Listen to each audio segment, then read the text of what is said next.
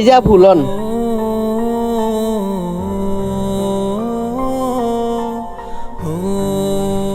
ডাবের দাম কত ভাই?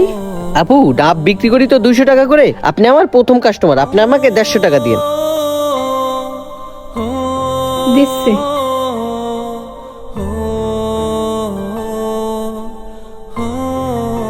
এই লন টাকা। কি ব্যাপার আপু, 100 টাকা দিলেন যে? ডাবের দাম তো 150 টাকা।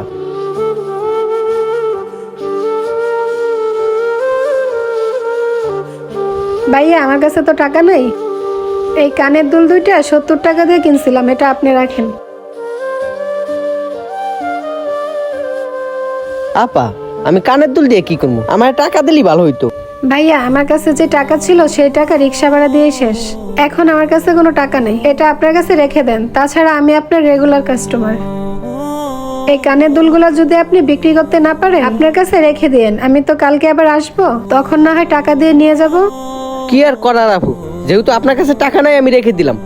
তবে একটা কথা, আমি যদি এই কানের দুল কারো কাছে বিক্রি করতে না পারি তখন কিন্তু আপনারই টাকা দিয়ে নিয়ে যেতে হবে। আচ্ছা ঠিক আছে ভাইয়া, আমি গেলাম।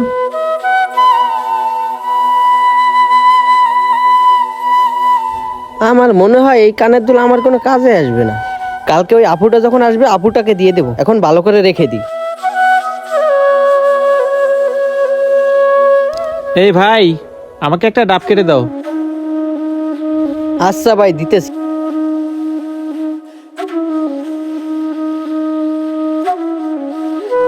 এই লন ভাই।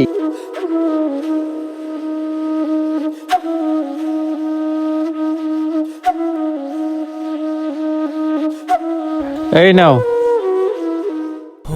ভাই আমাকে 200 টাকা দিলো, আমার কাছে তো বাংতি টাকাও নেই। ও ওই আপুর কানের দুলটা ভাইকে দিয়ে দেখি, ভাই নেয় কিনা। ভাই ডাবের দাম তো 150 টাকা, আর আমার কাছে তো খুচরা টাকাও নাই। আপনি একটা কাজ করেন, এই কানের দুলটা রাইখে দেন।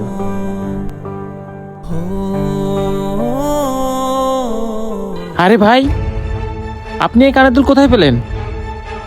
কেন ভাই, কোনো সমস্যা? না, কোনো সমস্যা না। এটা তো স্বর্ণের কানের দুল, এটা আপনার কাছে কি করে আসলো? কি বলেন ভাই, এটা স্বর্ণের কানের দুল? হ্যাঁ ভাই, এটা স্বর্ণের কানের দুল। এটা আপনি বিক্রি করলে 50,000 টাকা বিক্রি করতে পারবেন। আর আপনি কি না এই কানের দুল আমাকে মাত্র 50 টাকার বিনিময়ে দিতেছেন? কি বলতেছেন ভাই, এই কানের দুল 50,000 টাকা? ভাই আমি গরিব বলে আমার সাথে মজা করতেছেন? আরে ভাই, আমি আপনার সাথে মজা করবো কেন? সিরিয়াসলি বলতেছি, এটার দাম 50,000 টাকা।